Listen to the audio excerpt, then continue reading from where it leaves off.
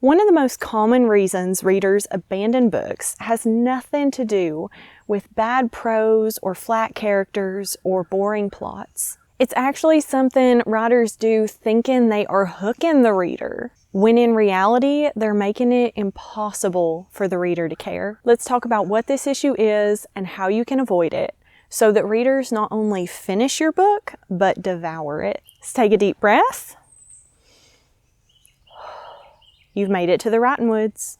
As always, there is no stress here and no pressure. And if you're looking for more like-minded folks who are building sustainable writing practices, head over to writingwoods.com. Over there, we're becoming more consistent storytellers together. Last week, we talked about opening with conflict and curiosity. Curiosity is a really powerful tool for writers. It can keep the readers turning pages. Readers become invested quickly and easily when there is an open loop, when there is a question posed without an answer. Humans want to complete that puzzle, and we will stick around to find the missing piece. We also talked about why curiosity alone is not enough to sustain a reader's engagement throughout the course of the story. But that is not the only potential issue with using curiosity as a hook. Many writers accidentally push past curiosity and into confusion. And once that happens,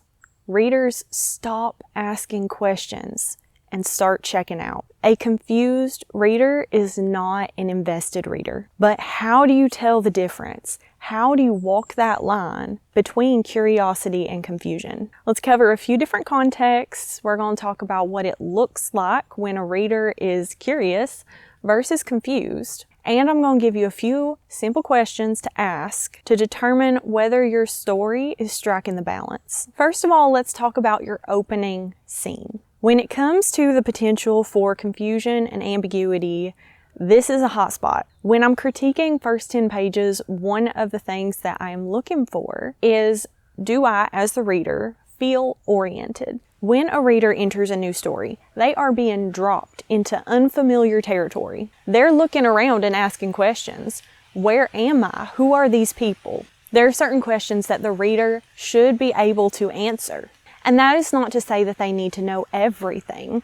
We don't want to give them a bunch of exposition, the full character backstory, the entire history of the world. They don't need to know everything. But they do need to know enough to understand the scene, to understand what is happening and why it matters. Well, it started raining, but we're in the woods and sometimes that happens, so we're just going to carry on. When you drop a reader into a new story, they don't need the entire topo map. They just need to know which way's north. Do they know who each character is? What they want? What is at stake? Do they have the information necessary to make sense of what's happening? And as the story continues, the reader is trying to answer those same questions, but in a slightly different way. They're asking why the characters behaving as they are. Again, what do they want? But where is that goal coming from? Where's their motivation coming from? And what is stopping them from achieving their goal? What is their obstacle? These are the building blocks of conflict that we talked about last week, goal, obstacle, stakes. And one of the reasons they're important in this discussion is that authors often know these themselves, but don't impart them to the reader. Again, it's a balancing act. Because readers are smart, we don't need to lay everything out for them. We don't need to hit them over the head with it. But sometimes we can be a little too subtle, especially when it comes to these foundational elements. For me, my preference is to write these things on a Post-it and have it somewhere I can see the entire time that I'm writing.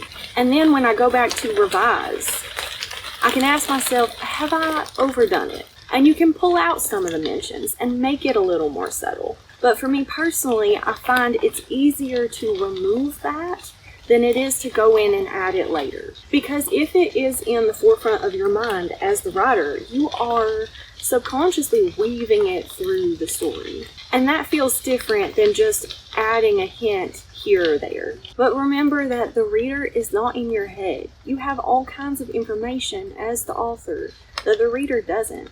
They only know what's on the page. And if they are confused about why a character is doing something or why it matters, then it's going to be really difficult for them to become emotionally invested. And they may reach the point where they're thinking, this is an interesting story, an interesting world, but I just don't care. And that's when you get DNFs. Ambiguity can take other forms. Dialogue is a common source of ambiguity. Does the reader know who's speaking? Do we know enough about each character, including minor characters, to be able to separate them? When we introduce a whole bunch of characters at once, this really becomes a problem. Your word choice can also be ambiguous. When I'm line editing, I place clarity above pretty much all else. Is there a chance that the reader can interpret a sentence in a way you did not intend? You know when you're into a story and then you read a sentence and you don't quite understand what it means.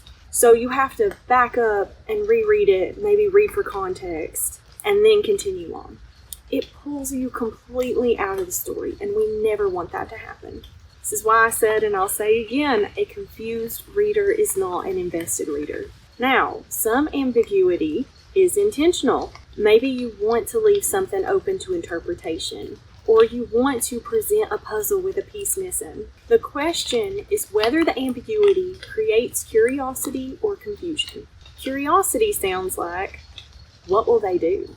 What's behind the door? Who sent the letter? Confusion sounds like, wait, who's talking? What just happened? Where are we? One makes the reader lean forward and become interested. The other makes them put the book down. So when you are revising your manuscript especially, don't just ask whether you're withholding enough information.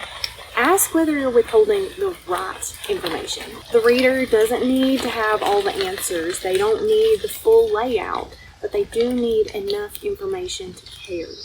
And if you are failing to do things like orient them in the setting, can the reader visualize where they are? Because they are trying to do that first. If they don't understand where they are, what the setting is like, what the world's like, then they are stuck in that mode of trying to figure out what's going on. And when we are trying to figure that out, we can't care about the character's emotional experience, which is what we need to care about in order to become invested in the story, in order to keep turning pages. Because writers have all the information about their story, this can be difficult to discern on your own. A few things you can do. First of all, let your manuscript rest before you revise. That gives you some distance, some objectivity, so you can approach it with fresh eyes and be as close to a reader's experience as you're going to get. Of course, you can work with a professional editor. This is one of the things I'm looking for during developmental editing, manuscript critiques of the first 10 pages. And you can use beta readers. Beta readers, who are just readers in your genre, who read your work and tell you what they think, are very useful for this sort of reader response feedback, especially if you ask them the right questions. Here are a few questions to ask your beta readers and to ask yourself as you're revising. Who is this scene about and what do they want? What is the character's goal, internal and external? If you and your reader can't answer that, then you are just wandering through the scene. They're stumbling around in the dark trying to figure out what is important to latch onto. So you should be able to articulate this very clearly and simply. Next, what's preventing them from getting it? What are we trying to overcome? And why does it matter? Why does it matter in this moment? What are the stakes, the consequences if they fail? And why does it matter to the greater story? Where are we? Can you visualize the scene, the setting? Who is speaking? Of course, we can denote this through dialogue tags, but also through action beats. So if there's a piece of dialogue that says, "I'll get it," followed immediately by "Katie walked over to the door," the reader will assume that Katie is the one who said, "I'll get it." We don't need to use both dialogue tags and action beats. And of course, when you're going back and forth between the same speakers, it's okay to omit them, but not for too long. At least every 3 or 4 lines, you need to remind the reader who is speaking. I'm sure some examples of authors who use different styles for this are coming to mind. And yes, different stories have different levels of ambiguity. But remember, if you're asking a reader to accept a higher level of ambiguity, you're making it more difficult for them to become invested in the story. You're playing on hard mode. Other questions to ask would be about the characters. What is their age, gender? How do they feel about the situation that they're in?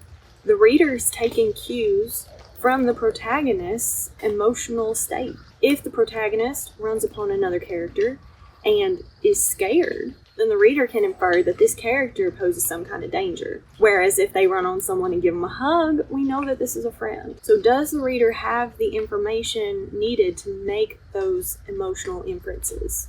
If readers can't answer those questions, you might have a clarity problem. Another question that can be helpful for betas is to ask them, what question are you asking right now? What are you wondering about as the reader? Because if you are trying to create curiosity, then there will be something specific that they are trying to get the answer to. And if they tell you that thing, then you're doing your job.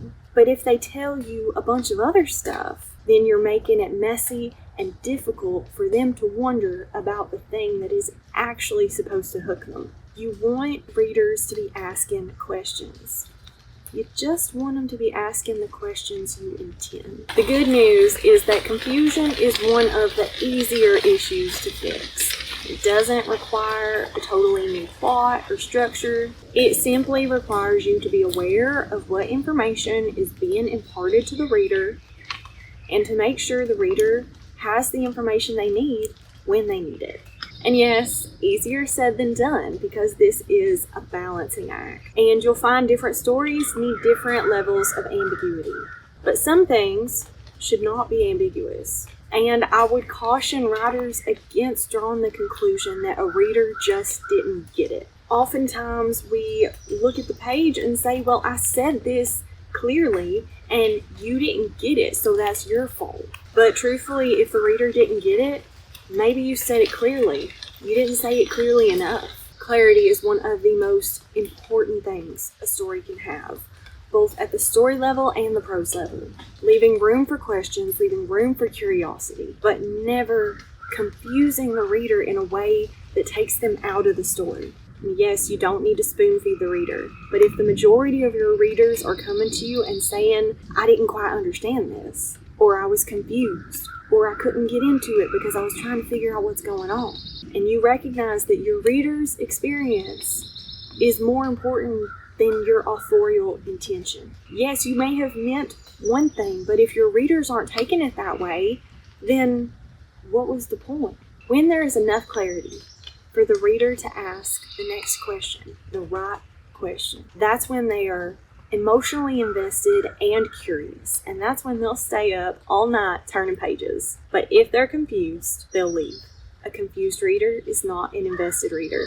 So if you're revising, I'd encourage you to open up your manuscript, look at a spot where you are trying to create curiosity, and ask yourself, am I making the reader wonder, or am I making them work?